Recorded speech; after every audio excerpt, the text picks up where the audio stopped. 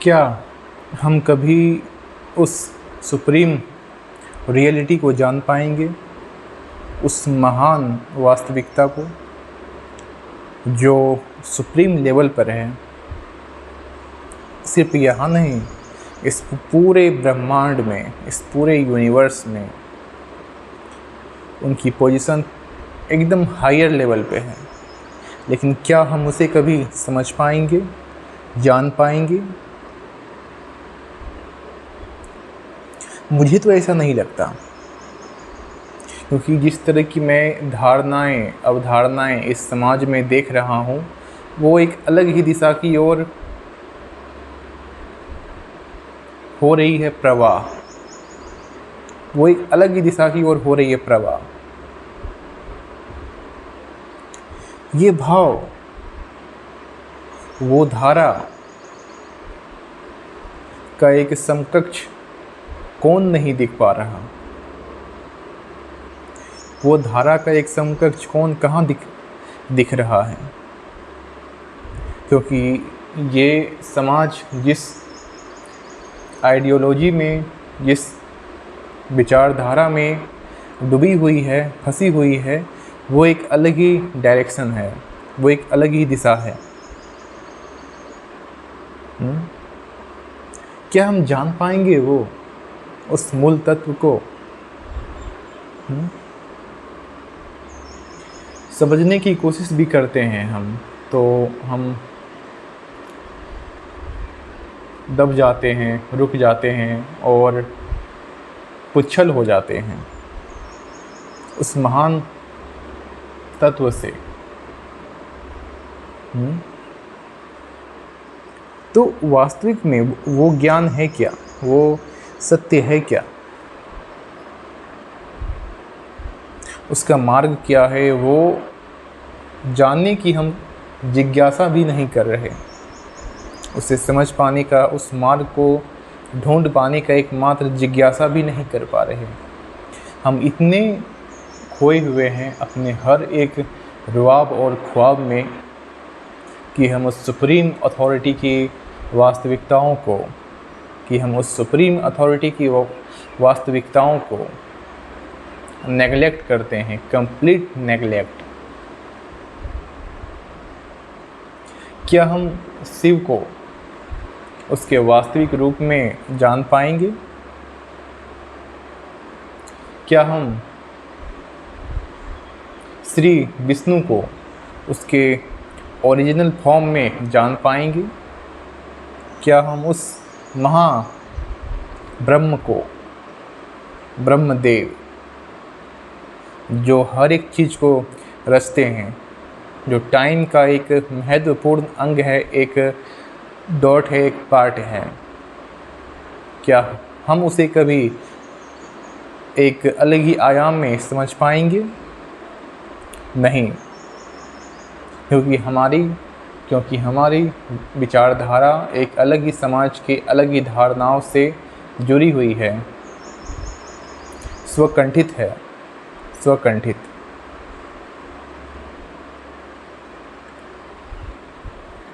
बहुत सी माइंडसेट्स हैं हमारे इस सोसाइटी में। इनकी धारणाएं अलग है, उनकी धारणाएं अलग है, पर मेरा सवाल इन पर नहीं है। मेरा सवाल उन पर है कि जब आप एक डाइवर्सिटी को हैंडल कर रहे हो, विविधता को रूल कर रहे हो, तो आपको ये खुद के भीतर एक महत्वाकांक्षा, पूर्ण आकांक्षा होना चाहिए कि हम उस मौलिक तत्व को समझें, उस मेटाफिजिक्स को समझें। इसका कोई साइकोलॉजिकल ट्रीटमेंट नहीं है, इसका कोई साइकोलॉजिकल ट्रीटमेंट नहीं है, मनोवैज्ञानिकी अनुसंधान या रोकथाम नहीं है इसका। ये ह्यूमंस को खुद ब खुद स्वतः ही खुद के भीतर ठीक करना पड़ेगा। एक ही कारण है, आत्मस्वरूपन। आत्मस्वरूपन। तुम देखते हो इस समाज के एक अलग ही गॉगल्स से, चश्मे से, वो एक अलग ही किंतु परंतु का एक तादात्म्य है, समकक्षी धार है। तुम्हें और तुम्हारे इस समाज को मानना पड़ेगा, जानना पड़ेगा, अनुसंधान के हर एक केंद्र में अपना आत्मसमर्पण करना पड़ेगा, कंप्लीट डेडिकेशन दिखाना पड़ेगा।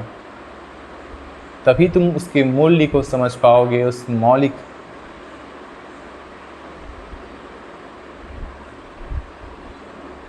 मौलिक प्रवाह को समझ पाओगे। ये बहुत मायने रखती है, ये बहुत मायने रखती है। तुम जिस केंद्र में जीते हो और तुम्हारा जो केंद्र है वो किसका स्वरूपन है? वो एक फुल सर्कल किसका स्वरूपन है? ये बहुत ही मायने रखता है।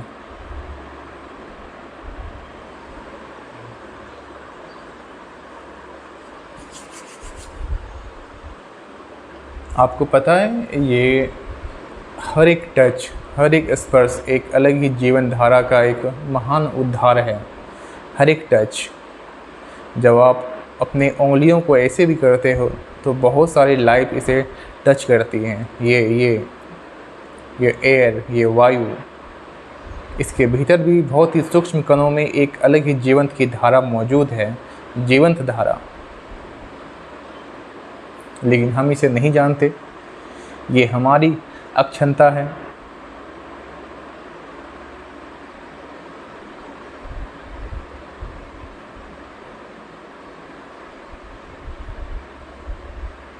ये बहुत ही स्ट्रिक्ट होता जा रहा है, कठोर होता जा रहा है।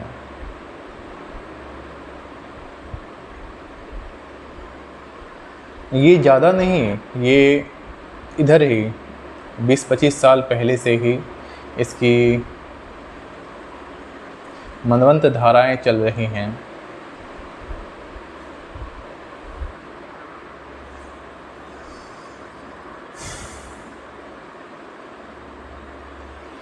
आपके भीतर एक महाकेंद्र है, एक महाद्वंद के साथ।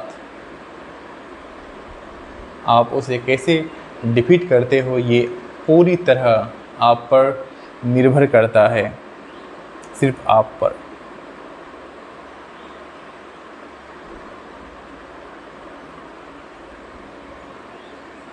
हम चारों दिशाओं में देख सकते हैं, अलग अलग वक्त के हिस्से में,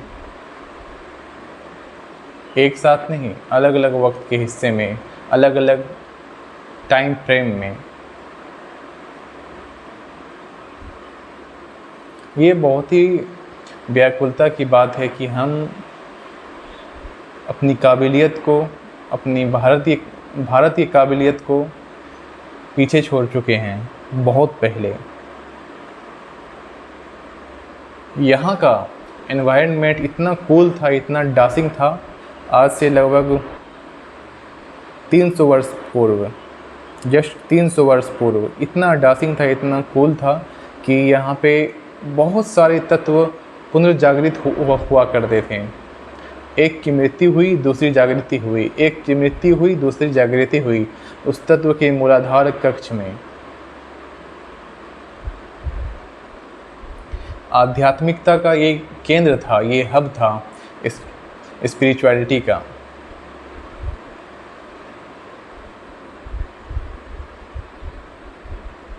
यहाँ पर वाद विवाद, डिबेट्स, शास्त्रार्थ हुआ करते थे। शास्त्रार्थ, मेरे पास जो शास्त्र का ज्ञान है, क्या वो तुम्हारे पास भी है? अगर है तुम उसे डिफीट करो। ये यहाँ की एक अलग ही मजबूत एक इंटरनल कंपटीशन था, जो एक दायरे में और बहुत से दायरे में भी पॉजिटिव था, सकारात्मक था। लेकिन आज हम इसे भूल चुके हैं। उस मूल भावनाओं के पीछे अपने हर एक द्वंद्वियों को छोड़कर, उदाहरण के तौर पर आसमान में उड़ता हुआ दिखाई देता हुआ ये सूक्ष्म बादल का एक पूर्ण महासंघ, ये बादल का पूर्ण महासंघ जो है, ये बहुत मायने रखता है हमारी प्रकृति के लिए, हमारी प्रकृति के हर एक अनुदानों के लिए।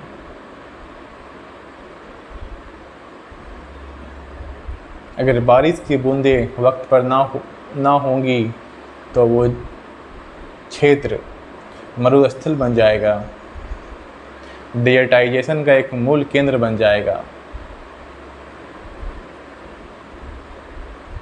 आप अभी समझ नहीं पा रहे कि आपके भीतर क्या है, आपकी मौलिकताएं क्या हैं, आपके गुणों की साक्षात्कार क्या है, आपके अवदेशों का, आपके उद्देश्यों का एक मूल कंट्रीब्यूशन क्या है, योगदान क्या है, उस कंट्रीब्यूशन का, उस सूक्ष्म केंद्र का।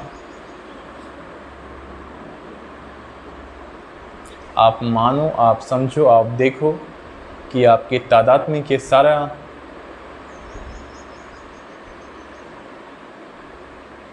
नेत्रोदय वाले विचार को परामर्श करता है।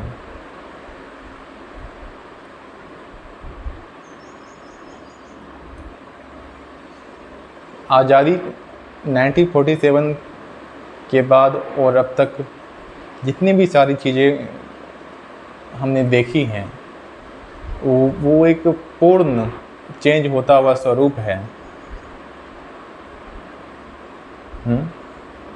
आज हमारे फ्रीडम का लगभग 80वां दिवस होने जा रहा है, अब कुछ ही वक्त में, काल के संदर्भों में।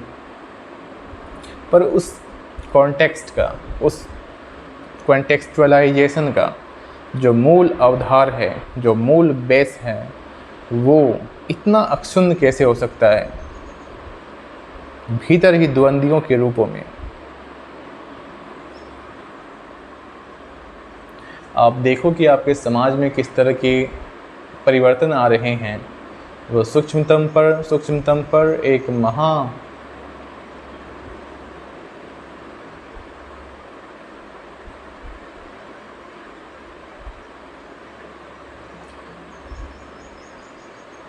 भांजनीय है। मैं जब भी अपने विंडो को देखता हूँ, अपने खिड़की को देखता हूँ, तो मुझे बहुत सारी तत्व खुद ब खुद दिखाई देती हैं, समझ में आती हैं, और तब मैं उसे एक्सप्लेन करता हूँ आपके सामने। मुझे वो पूर्ण एहसास महसूस है उन सारे केंद्रों में जो भी कुछ घटित हो रहा है।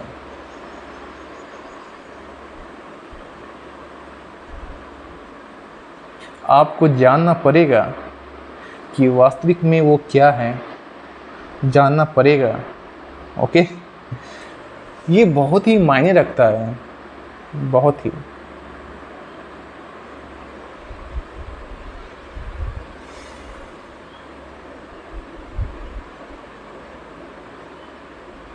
आज लोगों के रिश्ते सही नहीं हैं, रिश्ते टूट रहे हैं समाज के हर एक दायरों से, बहुत सारे रिश्ते, क्योंकि लोगों में सिर्फ कंपटीशन आ चुकी है,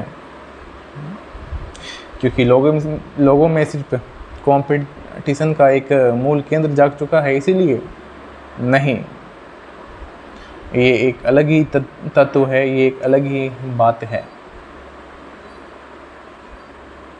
आप समझो कि वो क्या है, वो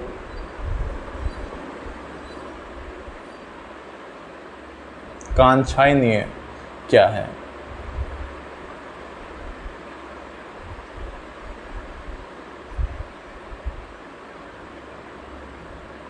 एक डेमोन्स्ट्रेशन, एक डेमोन्स्ट्रेशन किस तरह से समाज पर प्रभाव डालता है, किस तरह से।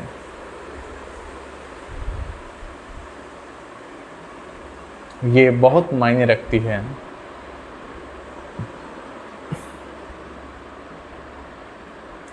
तुम जिस आयामों में जी रहे हो वो बस सूक्ष्म है, बहुत ही सूक्ष्म।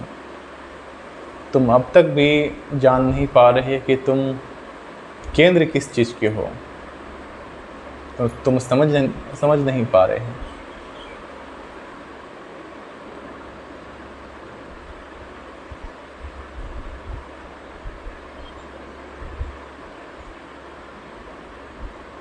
आखिरकार हम उस सुप्रीम रियलिटी को कैसे जान पाएंगे, कैसे समझ पाएंगे बिना अपनी अविश्वसनीय धाराओं को त्यागे।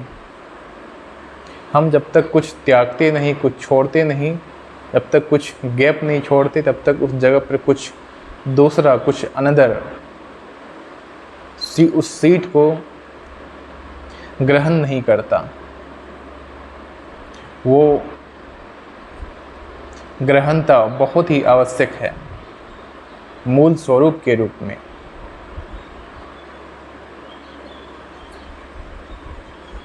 देखो धीरे धीरे वक्त किस तरह से चेंज हो रहा है इस मानव समाज का। पशुओं का तो आज भी वैसा ही स्वभाव है जैसा वो या उसके प्राथमिक प्रकृति में था। आज भी वो उसी तरह के व्यवहार में है, पर मनुष्य का जो प्राकृतिक प्रकृति था वो ऐसा नहीं था। The time of anthropological necessity, the time of anthropological necessity, ये उस पीरियड की बात है, ये उस एरा की बात है जब मानव एक समाज के तौर पर भी संगठित नहीं था। बस सिर्फ एक दल, एक आदिवासी जनजातीय ग्रुप के तौर पर संगठित था। आपको विश्वास नहीं होगा कि जब आप नॉर्थर्न वाले क्षेत्र में जाओगे, इंडिया के अरुणाचल प्रदेश, सिक्किम, भूटान साइड्स में, नेपाल साइड्स में, म्यांमार, मणिपुर, असम, ये ऐसे केंद्र हैं जहाँ के आप लोगों से मिलोगे, वहाँ के आप जनजातियों से मिलोगे तो आपको एक अलग ही आभास होगा, एक अलग ही अनुभूति का।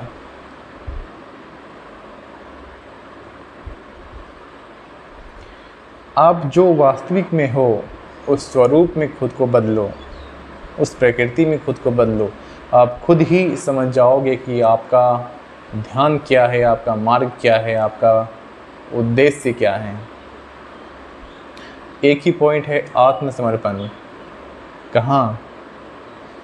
सुप्रीम अथॉरिटी के समकक्ष में, सुप्रीम ऑलमाइटी के निरंतर में, कॉन्टिन्यूसली एक सर्कुलेटरी फॉर्म में, जो फॉर्मलेस भी है पर उसका एक फॉर्म निश्चित है।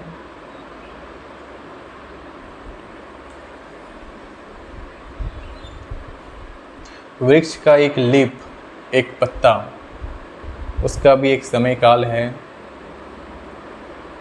उस समय काल को झेलकर, जीकर वो टूट जाता है, वो गिर जाता है। पर वो जो उस पल को जीता है वो उसके लिए बहुत मायने होते हैं, मायने रखते हैं। वो पल बहुत ही महत्वपूर्ण है उस एक छोटे से जीवंत धारा के लिए जो बस जागृत हो गया है किसी एक कार्य के लिए, अक्षुण्ण कार्य के लिए। तो आप कैसे जान सकते हो, समझ सकते हो उस पॉइंट्स को? मैं तो मानता हूँ कि वो भाव, वो तादात्म्य एक गहरे केंद्र से जुड़े हुए हैं। बस हमें देर है कि हम उस केंद्र को नहीं समझ पा रहे हैं अब तक। हम आज भी भटक रहे हैं उसी प्राणियों के एक पोल भांति की तरह।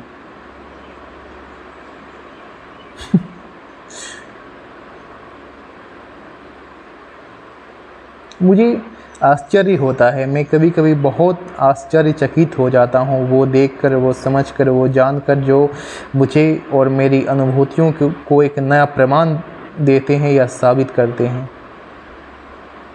ये कोई साइकोलॉजिकल डिसऑर्डर नहीं है, ये एक अलग ही तत्व का मूल प्रमाण है।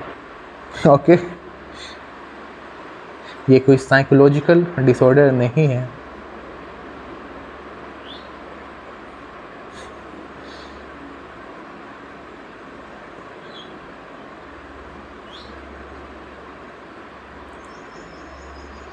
मैं बात कर रहा हूँ उस सुप्रीम रियलिटी का जिसे हम नकार रहे हैं, जिसे हमारा समाज नकार रहा है।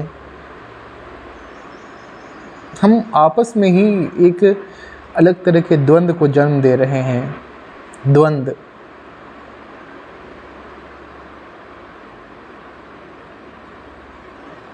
किसी का लाइफ स्टाइल, किसी का जीवन शैली एक अलग ही आयाम में बंधा हुआ है, अलग ही आयाम में, पर वो उस मौलिकताओं को समझ नहीं पा रहा जिससे वो पूर्णतः स्वतंत्र हुआ है। बस कुछ केंद्र के पलों के लिए, मिनट भी नहीं, पल।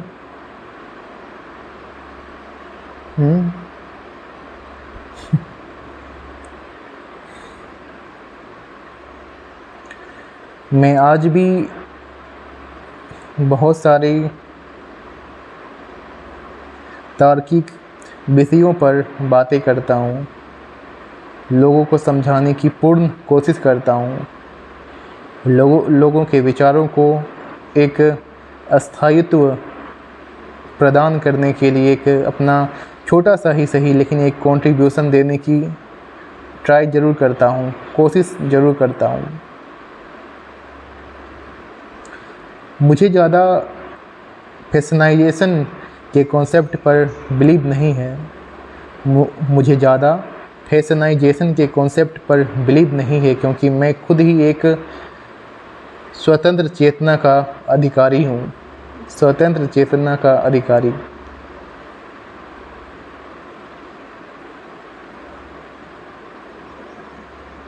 मेरे फ्री विल की बातें सिर्फ मैं ही कर सकता हूँ, मैं ही उसे समझ सकता हूँ, उसे जान सकता हूँ। कोई उसे कैसे जान सकता है, कोई उसे कैसे समझ सकता है, जबकि वो एक अलग ही केंद्र पर निर्भर है पूरी तरह से। बताओ।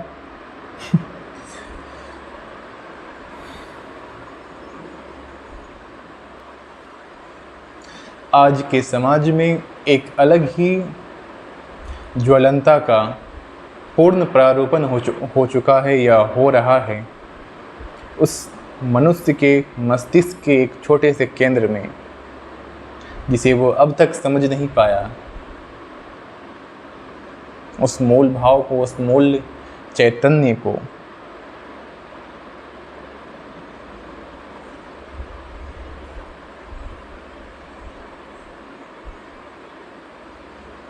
Human relation to God, human का रिश्ता ईश्वर के साथ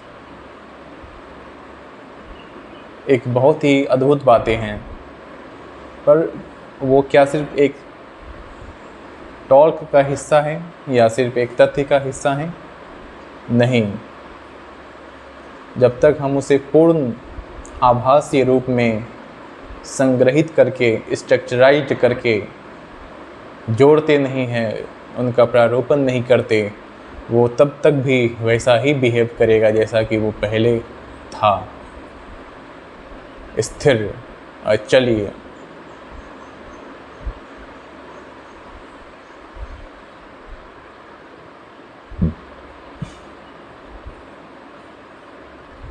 देखो, मैं एक ही बातें करना चाह रहा हूँ, एक ही बातें।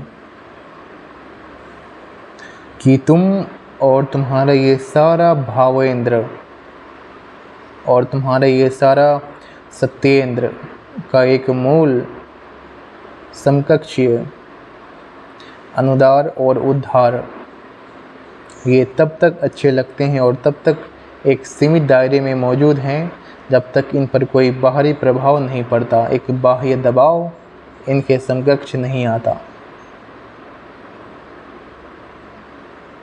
और वो हर एक चीज़ को छन्न भन्न कर सकता है।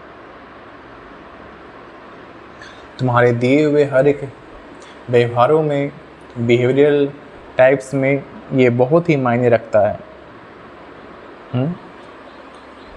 एक चुटकी जब हम ऐसे करते हैं टन टन टन, तो ये एक अलग ही ध्वनि को प्रकट करता है, प्रेजेंट करता है, उपस्थित करता है, जबकि इस ध्वनि से पहले इसकी कोई मौजूदगी नहीं थी।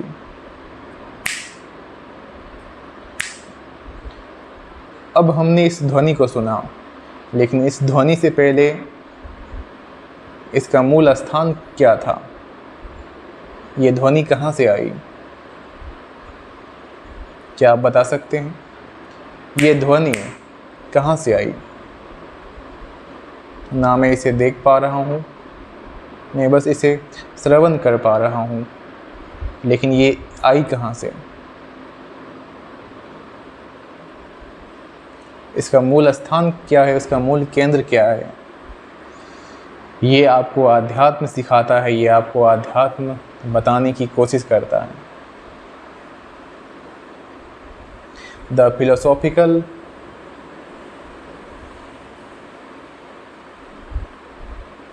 एंथ्रोटाइप्स आपकी भावनाओं को, आपकी संवेदनशीलता को समझता है।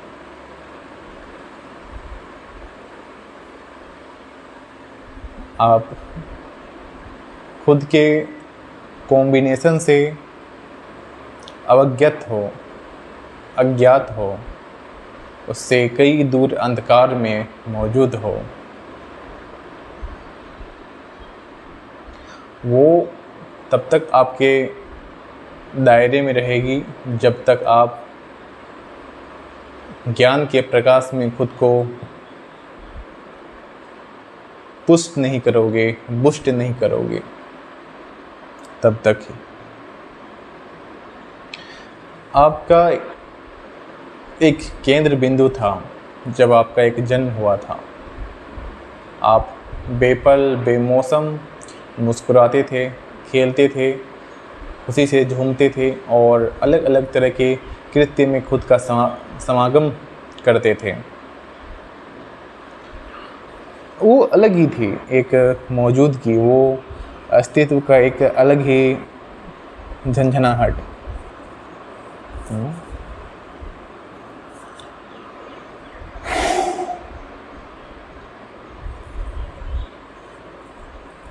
तो बेसिक सा मेरा सुकेंद्रीय भाव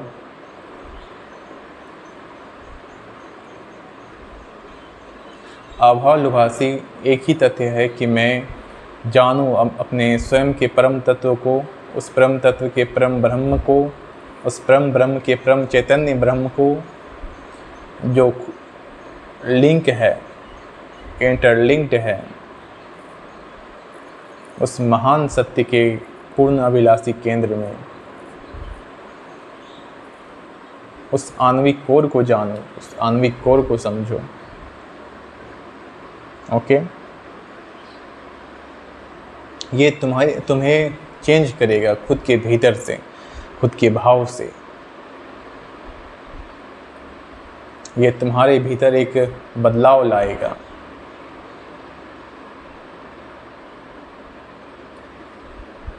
एक माइक का कोई आवाज़ नहीं होता, वो बस एक मेडिएटर होता है उस ध्वनि का, उस महाकेंद्र ध्वनि का, जो उस तक पहुंचा जा रहा है खुद ब खुद। तो आप वो केंद्र हो, वो मेडिएटर हो, वो माइक हो, आपको बस अपना केंद्र खुला रखना है, इसका केंद्र जो हर किसी में मौजूद है, इसे चार्ज रखना है, चार्ज ऊर्जावान रखना है, और तभी आप उस सुप्रीम रियलिटी से, सुप्रीम सत्य से जुड़ पाओगे, हंसते हंसते और जीते जीते। जय श्री कृष्णा, जय योगानंदा, हर हर महादेव।